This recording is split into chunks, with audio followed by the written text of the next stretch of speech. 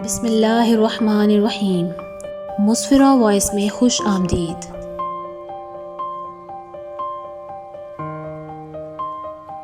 ہر روز بلا ناگہ ایک عورت اپنے 14 سال بیٹے کے ساتھ اس مریض کے کمرے میں داخل ہوتی ہے۔ دونوں ماں بیٹے مریض کو نہایت شفقت اور محبت بھری نگاہ سے دیکھتے ہیں، اس کے کپڑے تبدیل کرتے ہیں، بیڈ کی سلوٹیں درست کرتے ہیں اور پھر اس کو لگاتار دیکھتے رہتے ہیں۔ نرس سے سوال کرتے ہیں کیا بہتری کی کوئی صورت نظر آئی؟ نرس مایوسی سے سر ہلا دیتی ہے۔ مہینوں سے یہ سلسلہ جاری ہے۔ مریض کی حالت بہت خطرناک ہے، وہ مسلسل بے ہوش ہے۔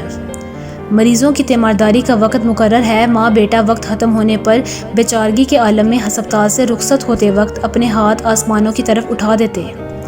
جب تدبیریں ناکام ہو جائے، امیدیں ساتھ چھوڑ دیں، تو پھر ایک ہی دروازہ رہ جاتا ہے اور وہ ہے آسمان والے کا دروازہ۔ یہ ماں بیٹا بھی آنکھوں میں آنسو لیے آسمان کی طرف دیکھتی ہے۔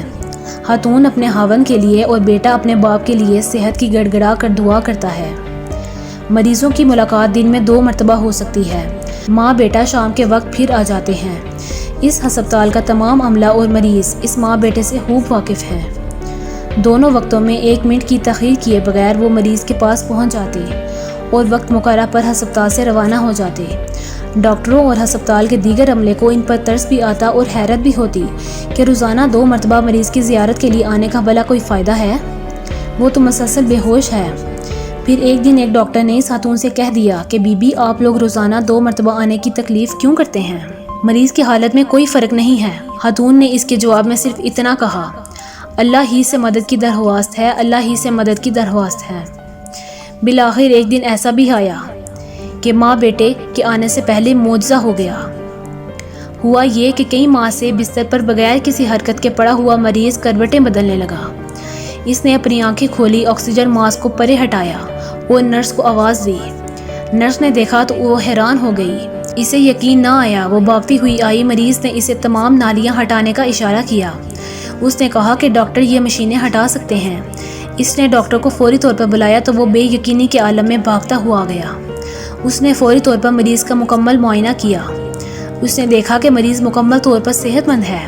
اس نے مشینوں کو ہٹانے کا حکم دیا اور کہا کہ مریض کے کمرے اور جسم کی صفائی کر دی جائے۔ تھوڑی ہی دیر بعد دوسری مرتبہ مریض کو دیکھنے کا وقت ہوا چاہتا ہے۔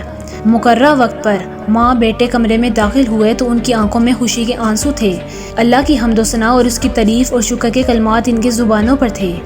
اس خاتون کی خوشی کے کیا ہی کہنے ہوں گے جس کا خاوند موت کے منہ سے واپس آ گیا، اور اس بچے کو کتنی خوشی ہو رہی ہوگی جو یتیم ہونے سے بچ گیا۔ ڈاکٹر نے یہ منظر دیکھا تو خاتون سے کہنے لگا کیا تمہیں امید تھی کہ ایک دن تمہارا خاوند تندرست ہو جائے گا؟ اس عورت کا جواب دیکھیے، ہاں کیوں نہیں، مجھے اس بات کا مکمل یقین تھا کہ ایک دن میں اپنے خاوند کو دیکھنے آؤں گی تو وہ بالکل صحیح سلامت بیٹھا میرا انتظار کر رہا ہوگا۔ ڈاکٹر نے کہا آپ کے خاوند کو شفا ہو گئی ہے، لیکن میں سچ کہتا ہوں کہ اس میں ہسپتال یا ڈاکٹروں کا کوئی کمال نہیں۔ میڈیکل میں کچھ حدود ہیں۔ ہم مریض کا علاج کرتے ہیں اور اپنے علم کی حد تک تمام کوشش کرتے ہیں۔ محترم خاتون، آپ روزانہ 2 مرتبہ ہسپتال آتی رہی۔ میں آپ کو قسم دے کر پوچھتا ہوں کہ آپ کے معمولات کیا تھے؟